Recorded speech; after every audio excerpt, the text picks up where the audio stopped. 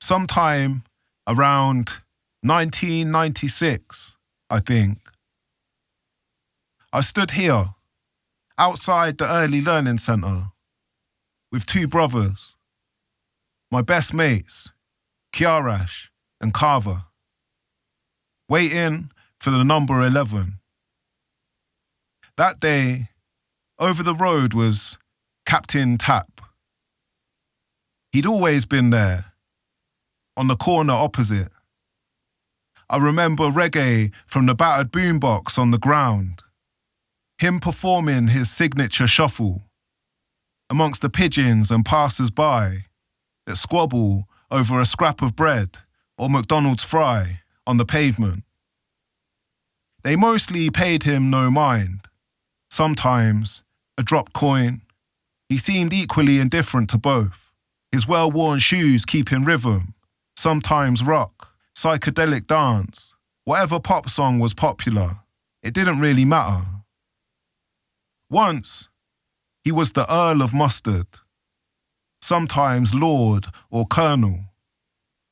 A living legend amongst street performers in London.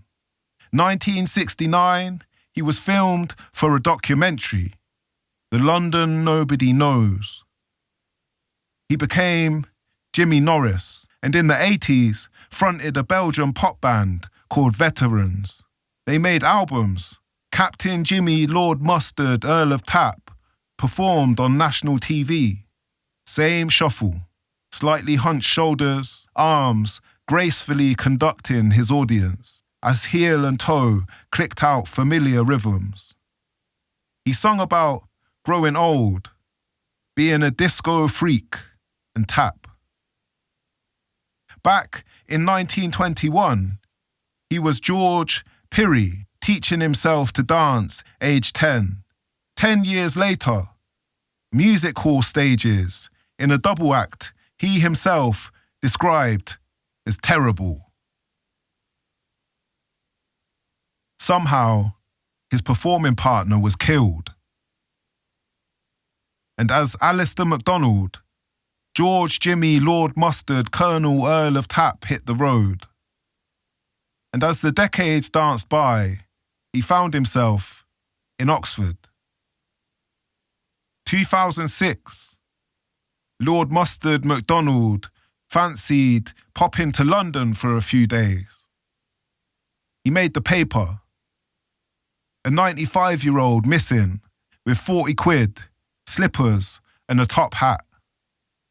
He slept on a roof and on the banks of the Thames, then came home. But that day, sometime around 1996, I think, Colonel Mustard, aka Captain Tap, jigged on the corner, opposite the Early Learning Centre, just up the road from M&S. He looked over and saw me and my mates waiting for the bus. 3 new teenagers, 13 or 14. Maybe we had fresh trims for our trip into town. Me, short back and sides with a flat top. Kiara and Carv, early versions of the curtains that would become their 90s obsession. That day, about 1996, Captain Tap sauntered across Queen Street, looked at me directly in the eye, leaned in and gently told me that I was Bob Marley. Not that I looked like him or that I was the next Bob to be. No, he said, "You're Bob Marley, you are." Smiled, blew me a kiss and shuffled back over the road, his feet never having missed a beat of his muscle memory honed tap.